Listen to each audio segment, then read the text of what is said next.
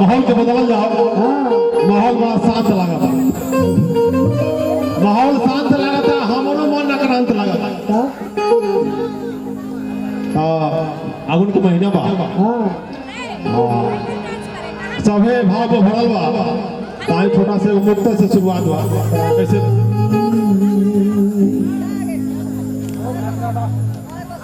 फागुन के आस खास पास देखी चेहरा के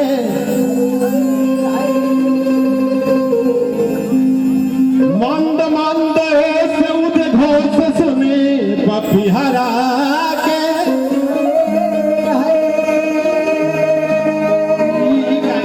आई लव यू कहेगा दी। चलिए बहुत बहुत शुक्रगुजार ये फागुन में रहा याद बाकी देवर बाड़ा नहीं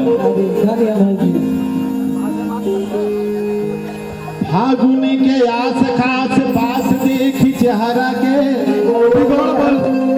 हमरा लागत है जराम भैया ढेर भगरहट लगल बा आपका। ना ना ना मंद मंद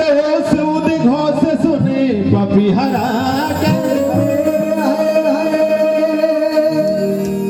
पूर्वी बयार यार प्यार मिलित से हरा के अम्बल ते गुलाल अकवार भर तोहरा के देखो बिरहन के बिरा भाव रहा माहौल बदल गुल बा भौजाई हमार बाड़ी लोग जा तो आप सबके बहुत आशीर्वाद मिल बा कि काल एगो वीडियो सॉन्ग हमार आइल बा हम प्रयास करब कि वही के मुखरा शुरुआत करी और फूल मिल गई फागुन में। जय हो होली में अगर आली भौजी और जाली नहीं हर झार के ए भौजी होली में मत जइया हो। अरे आवा ये पकड़ को भौजी होली में अगर आली भौजी जाली नहीं हर झार के होली में अगर आली भौजी जाली नहीं हर झार के मन भावे सदका दे बरवा रंग डाले ला चोली निहार मन भावे सदका दे बरवा रंग डाले ला चोली निहार जाते जाते हिला के जाले पूरे यूपी बिहार के जाते जाते हिला के जाले पूरे यूपी बिहार के मन भावे ला झगा दे बनवा रंग डाले ला चोली निहार मन भावे ला झगा दे बनवा रंग डाले ला चोली निहार के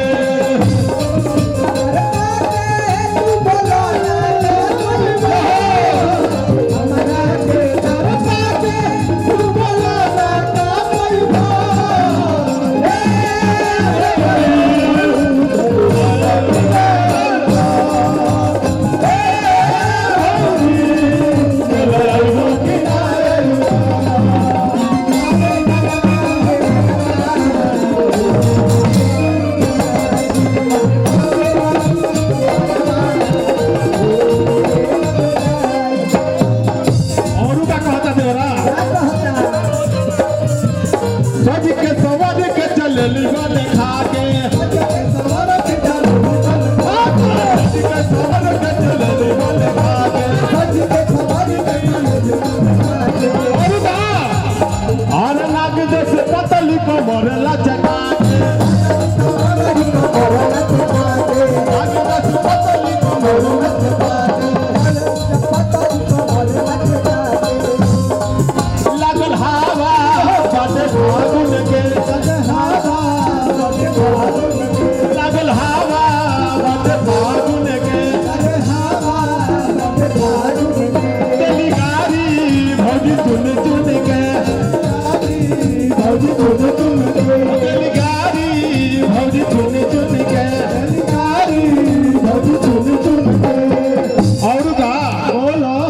ई भौजी खास रलिया होली में सचो तो गली मोहल्ला सभे बुलावे डार्लिंग डार्लिंग पुकार के आए भौजी जा गली मोहाला सबे बुलावे डार्लिंग डार्लिंग पुकार के गली मोहाला सबे बुलावे डार्लिंग डार्लिंग पुकार के मन भावेला छुटका दे मन डालेला डोली निहार के मन भावेला छुटका दे